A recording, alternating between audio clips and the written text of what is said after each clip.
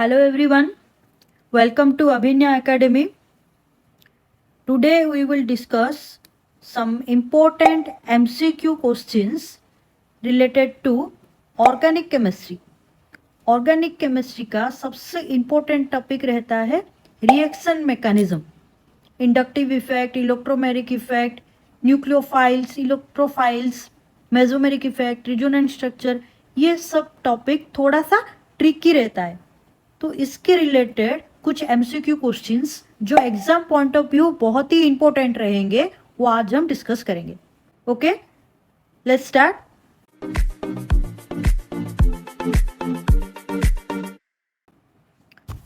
पहले क्वेश्चन पे है न्यूक्लियोफिलिक रिएजेंट्स बिहेव आज. न्यूक्लियोफिलिक रिएजेंट्स जो होते हैं वो कैसे बिहेव करते हैं. फर्स्ट थिंग हमको ये पता होना चाहिए कि न्यूक्लियोफिलिक रिएजेंट्स क्या होते हैं. Nucleophilic reagents means those who are negatively charge, mainly negatively charge. That means electron rich species. अगर वो इलेक्ट्रॉन रिच स्पेसिस है तो वो क्या है, न्यूक्लियोफिलिक रिएजेंट्स. अगर उनके पास इलेक्ट्रॉन ज़्यादा है, अगर वो डोनेट कर सकते हैं तो वो कैसे रिएक्ट करेंगे, Lewis base. If electron donor atom is there, that is your Lewis base. If electron acceptor atom is there, that is your Lewis acid. तो यहाँ पे न्यूक्लियोफिलिक रिएजेंट्स दिया है.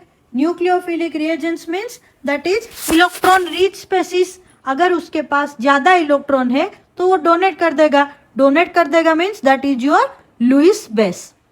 एग्जाम्पल क्या है, जितने भी हैलोजेंस एनायंस है, halogen anions like Cl minus, Br minus, I minus, ये सारे क्या है, न्यूक्लियोफिलिक रिएजेंट्स है. और क्या क्या हो सकते हैं, NH3,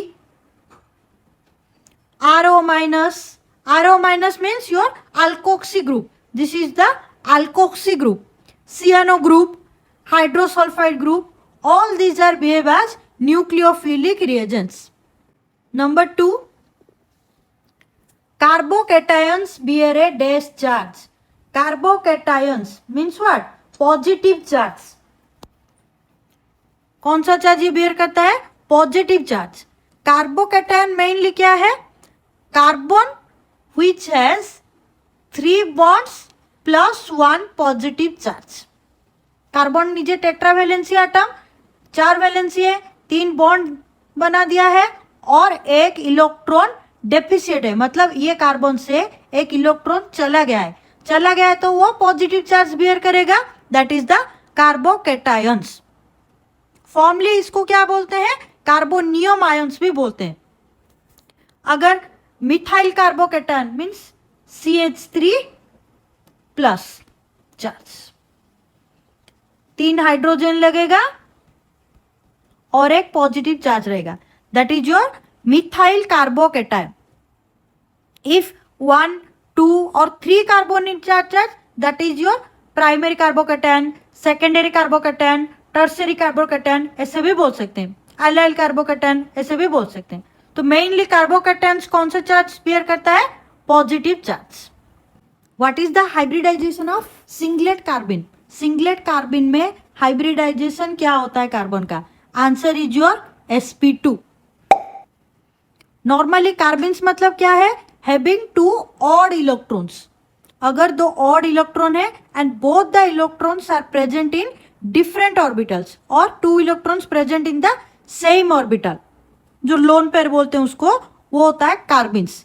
सिंगलेट कार्बिन में क्या होता है, both the electrons are present in the same orbital. अगर सेम ऑर्बिटल में है, सेम ऑर्बिटल में है तो वो क्या है, सिंगलेट कार्बिन है. अगर डिफरेंट ऑर्बिटल्स में है, ऑपोजिट में, सिंगलेट कार्बिन में क्या होता है, present in the same orbital with opposite spin. Electrons are paired in the non bonded sp2 hybrid orbital. जो CH2N2 के फोटोलिसिस में अकर करता है, that is the singlet carbon. Triplet carbons क्या है? Two unpaired electrons. Triplet carbon two unpaired electrons. एक sp में होता है एंड एक p ऑर्बिटल में होता है, वो क्या है? ट्रिपलेट कार्बन है। हाइब्रिडाइजेशन सिंगलेट कार्बन में कितना रहता है? sp2। Number 4, which of the following is false regarding inductive effect? Inductive effect क्या है? Mainly inductive effect, it is a when electron withdrawing species is introduced to a chain। Electron withdrawing species मतलब कोई भी एक carbon chain में अगर एक electron atom लगा है जो इलेक्ट्रॉन उसकी तरफ खींच रहा है, let's example CH3 CH2 Cl। Cl क्या है? मोर इलेक्ट्रोनेगेटिव एटम है, ये इसकी तरफ क्या कर रहा है? इलेक्ट्रॉन खींच रहा है। अगर ये इसकी तरफ इलेक्ट्रॉन खींच रहा है तो ये क्या होगा? Del minus. इससे खींच रहा है तो ये क्या होगा? Del plus. ये क्या होगा? Del del plus. तो ये क्या है? ज्यादा इलेक्ट्रॉन खींच रहा है अपनी तरफ। ये जो इलेक्ट्रॉन अपनी तरफ अट्रैक्ट कर रहा है, इसमें क्या हो रहा है? एक डाइपोल एराइज हो रहा है, जिसको बोलते हैं इंडक्टिव इफेक्ट। अगर डेफिनेशन इसका देखें तो when an electron releasing or an electron withdrawing species is introduced to a chain of atom, the corresponding negative or positive charge is relayed through the carbon chain by the atoms belonging to it. This is a permanent dipole arise in a molecule referred as inductive effect. Mainly it is a permanent effect. यहाँ पे ये number A में दिया है temporary effect, ये totally wrong है। ये एक परमानेंट इफेक्ट है। Propagates through a carbon chain, correct है। Groups having high electron affinity than hydrogen show the negative inductive effect, ये भी करेक्ट है। तो यहाँ पे रॉन्ग कौन सा होगा? Temporary effect. Number 5, in A molecule when displacement of electron pair is away from the group it is dash electromeric effect. Away from the group. Electromeric effect क्या है? अगर एक एग्जांपल बताएं तो CH2 डबल बॉन्ड CH2, इसके साथ एक electrophile attack कर रहा है, तो यहां पे क्या होगा? ये डबल बॉन्ड टूट जाएगा। CH2 सिंगल बॉन्ड CH2, तो यहाँ पे डेल्टा प्लस हुआ तो यहाँ पे डेल्टा माइनस चार्ज क्रिएट होगा, या उल्टा भी हो सकता है। तो जहां पे भी होगा ये H प्लस आयन कहाँ पे अटैक करेगा? डेल माइनस के ऊपर अटैक करेगा। तो यहाँ पे क्या होगा? एंड में रिएक्शन में आएगा CH2 plus single bond CH3, क्योंकि ये वाला हाइड्रोजन जो है यहाँ पे अटैक कर रहा है। तो ये इलेक्ट्रोमेरिक इफेक्ट नॉर्मली क्या है? अटैकिंग रिएजेंट कौन सा है? ये इलेक्ट्रोफाइल है या फिर न्यूक्लियोफाइल है, उसके ऊपर उसके इन्फ्लुएंस में जो चार्ज क्रिएट होता है, that is the electromeric effect. यहाँ पे क्या पूछा है? When displacement of electron pair is away from the group, group से दूर जा रहा है, तो that is the positive electromeric effect. Negative electromeric का एग्जाम्पल क्या हो सकता है? अगर मैं एक कीटोन ग्रुप लूं, उसके साथ एक न्यूक्लियोफाइल अटैक कर रहा हूं, न्यूक्लियोफाइल अगर ये अटैक हो रहा है तो ये कहां पे होगा? ये वाला ब्रेक हो जाएगा, CC single bond O minus CN। This is the negative electromeric effect. Minus E effect, this is the plus E effect. अगर इंडक्टिव इफेक्ट, इलेक्ट्रोमेरिक इफेक्ट, ये सब में डाउट है तो मेरे टेलीग्राम चैनल में नीचे डिस्क्रिप्शन में लिंक है, वहाँ पे ऐड हो जाइए और अपना डाउट भी पूछ सकते हैं, या फिर जो भी स्टडी मटेरियल्स अवेलेबल है उसका भी फायदा उठा सकते हैं। 6 number question, Baker Nathan effect is related to, very very important, Baker Nathan effect is your hyper conjugation effect. What is hyper conjugation effect? If there is one ethyl group, अगर मैं एक इथाइल ग्रुप ले रही हूं CH3CH2, ये एक ethyl group है, यहां पे क्या हो रहा है, अगर यहां पे 3 बॉन्ड है तो एक डेफिशिएंट भी रहेगा, एक इलेक्ट्रॉन जा रहा है, तो ये वाला क्या होगा, ये पॉजिटिव चार्ज है, मतलब इसके ऊपर इसका जो एक p ऑर्बिटल है ये वैकेंट है। अगर ये वैकेंट है, पॉजिटिव चार्ज है, तो ये क्या करेगा, ये वाला जो कार्बन है sp3 हाइब्रिडाइजेशन का जो कार्बन है, इसका एक हाइड्रोजन को अट्रैक्ट करेगा, अपने तरफ अट्रैक्ट करेगा। That is the hyper conjugation effect. It is also known as Baker Nathan effect. Number 7, resonating structures are also known as canonical structure. Resonating structure को और क्या बोलते हैं, canonical structure. It is an information question, important रहेगा। Resonating structure को canonical structure भी बोलते हैं। Number 8, what is obtained by the thermolysis of azides. Azide means N3- ion.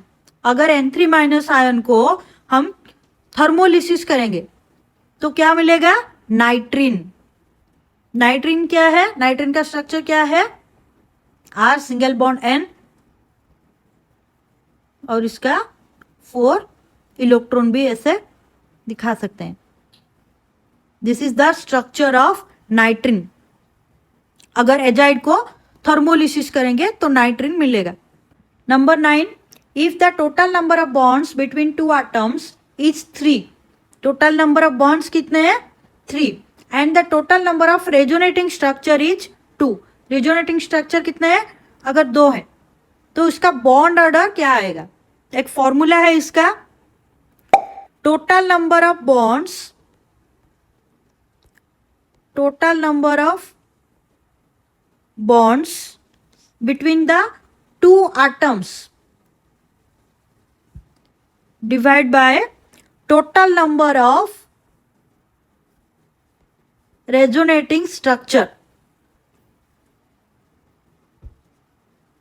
जितने भी रेजोनेटिंग स्ट्रक्चर है उसको डिवाइड कर देंगे।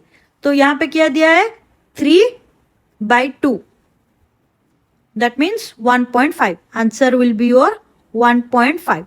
Number 10, in electrophilic substitution reaction nitrobenzene is. Nitrobenzene कौन सा ग्रुप है, ये मेटा डायरेक्टिंग ग्रुप है। कैसे हुआ मेटा डायरेक्टिंग ग्रुप, NO2 क्या है, नाइट्रोबेंजीन का अगर हम स्ट्रक्चर लिखेंगे तो क्या है, बेंजीन रिंग में NO2, that is the nitrobenzene. तो ये जो नाइट्रो ग्रुप है ये क्या है, एक इलेक्ट्रॉन विड्रॉइंग ग्रुप है, ये अपनी तरफ इलेक्ट्रॉन खींचेगा। अगर नाइट्रोबेंजीन का रेजोनेटिंग स्ट्रक्चर करेंगे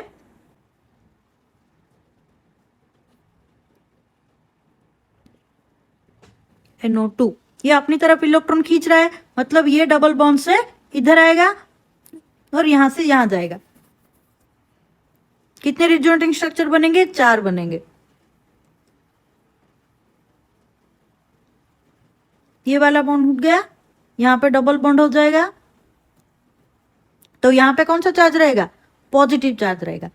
तो ये पॉजिटिव चार्ज क्या इंडिकेट करता है, इलेक्ट्रॉन डेफिशिएंट ग्रुप, यहां पे इलेक्ट्रॉन कम है।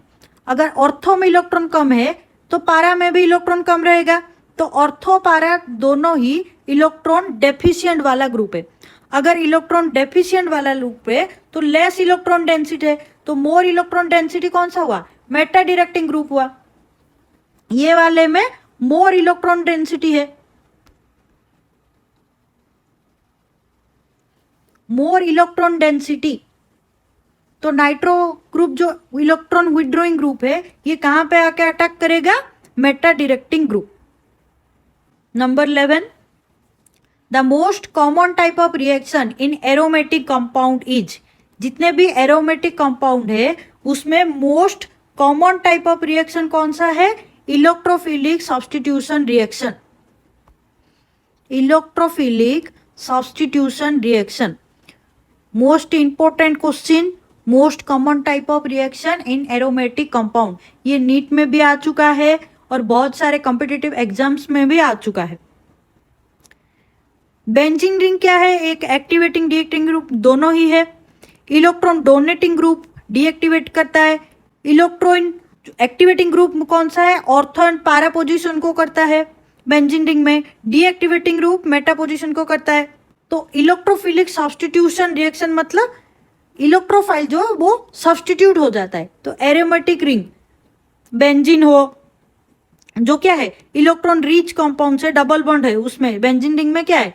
बेंजीन रिंग में delocalised pi electrons are present जो मूव करते रहते हैं। तो यहाँ पे क्या होगा? इलेक्ट्रोफाइल सब्स्टिट्यूट होने का बहुत ही ज्यादा चांस है, इसलिए आंसर क्या होगा? Electrophilic substitution reaction. Number 12, the function of aluminium chloride in Friedel craft reaction. Friedel craft reaction में एल्यूमिनियम क्लोराइड का फंक्शन क्या है? पहले फ्रीडेल क्राफ्ट रिएक्शन क्या है लिख लेते हैं। फ्रीडेल क्राफ्ट रिएक्शन में क्या होता है? इलेक्ट्रोफाइल प्रोड्यूस होता है जो लेटर ऑन बेंजीन के साथ अटैक कर लेता है। तो इलेक्ट्रोफाइल कैसे प्रोड्यूस होता है? अगर CH3 CH2 CH2 Cl, ये क्या है? इसका नाम क्या है? मुझे कमेंट बॉक्स में बताइए। इसके साथ अगर एल्यूमिनियम क्लोराइड को हम रिएक्ट कराएंगे तो क्या मिलेगा? CH3 CH2 CH2 प्लस, ये वाला जो क्लोरीन है ये यहाँ से जाके इसके साथ लग जाएगा, तो क्या मिलेगा यहाँ पे? AlCl4 minus. इसके बाद क्या होगा? बेंजीन रिंग जो है CH3 CH प्लस CH3 ये ज़्यादा स्टेबल है, ये रिएक्ट करके क्या करेगा? ये वाला जाके यहाँ पे अटैक हो जाएगा। तो ये क्या प्रोड्यूस कर रहा है? To produce electrophile. ये क्या है? एक इलेक्ट्रोफाइल है, इलेक्ट्रॉन डेफिशिएंट वाला है। तो उसके बाद रिएक्शन क्या आएगा? बेंजीन रिंग में CH3 CH CH3 ये वाला आके ये पूरा वाला आके ये वाले में अटैक करेगा और बाहर क्या निकल जाएगा? H plus ion. तो what will be the answer? To produce electrophile. AlCl3 का फंक्शन क्या है? Number 13, the nitration of a compound is due to. एक कंपाउंड का नाइट्रेशन क्यों होता है? Due to the nitronium ion. Equation क्या होगा? अगर HNO3 नाइट्रिक एसिड के साथ हम सल्फ्यूरिक एसिड रिएक्ट करवाएंगे तो what will be the product? H3O plus plus 2HSO4 minus plus NO2 plus nitronium ion. जो इलेक्ट्रोफाइल है वो किसके लिए रेस्पॉन्सिबल है? NO2 प्लस आयन के लिए रेस्पॉन्सिबल है। नाइट्रेशन इसके वजह से ही होता है। Number 14, conversion of methane to methane chloride is an example of which of the following reaction. ये कौन सा रिएक्शन है? Friedel Craft substitution. Friedel Craft substitution. यहां पे क्या होता है? Methane gas when treated with chlorine in presence of sunlight and forms methyl chloride. This mechanism is involved Friedel-Crafts substitution reaction. अगर क्लास 11 केमिस्ट्री याद है तो एक initiation step, chain propagation step, chain termination step है। पहले initiation step में क्या होता है? एक रिकैप ले लेते हैं। इनिशिएशन स्टेप में क्या होता है? अगर क्लोरीन को हम सनलाइट देंगे तो यहाँ पे क्या होगा?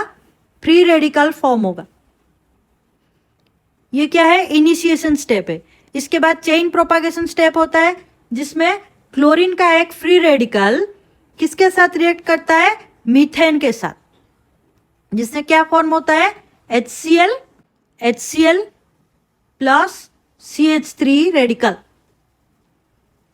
इसके बाद चेन टर्मिनेशन स्टेप भी होता है एंड में। एक इंपॉर्टेंट क्वेश्चन इसके रिलेटेड है।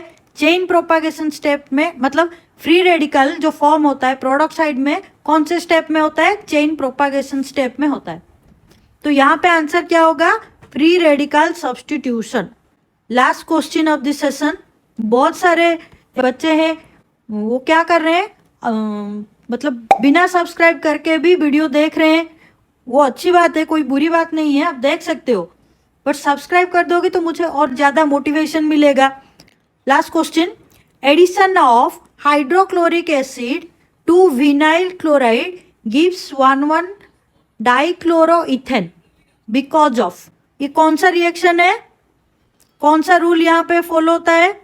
अगर CH2 double bond CHCl, this is the vinyl chloride. Vinyl chloride, it will react with hydrochloric acid.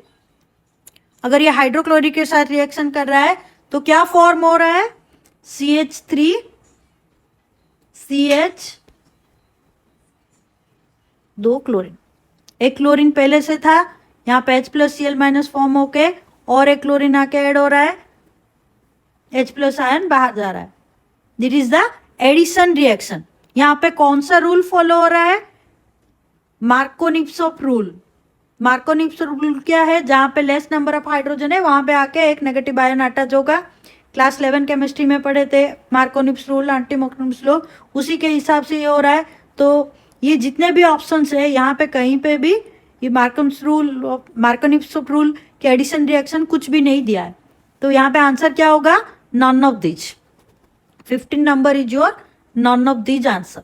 Okay, subscribe कर दीजिए, लाइक कर दीजिए, शेयर कर दीजिए, ताकि आगे जाके और भी अच्छा वीडियो मिल सके और आप लोग के लिए आगे जो भी एग्जाम आ रहा है उसके लिए इम्पोर्टेंट क्वेश्चंस में ऐसे ही MCQ पैटर्न में अगर क्वेश्चन बना के थ्योरी एक्सप्लेन कर पाऊँ तो और भी अच्छा रहेगा। कमेंट में बताइए और किस चैप्टर के रिलेटेड क्वेश्चंस चाहिए या फिर कोई थ्योरी एक्सप्लेन करना हो। Okay, thank you.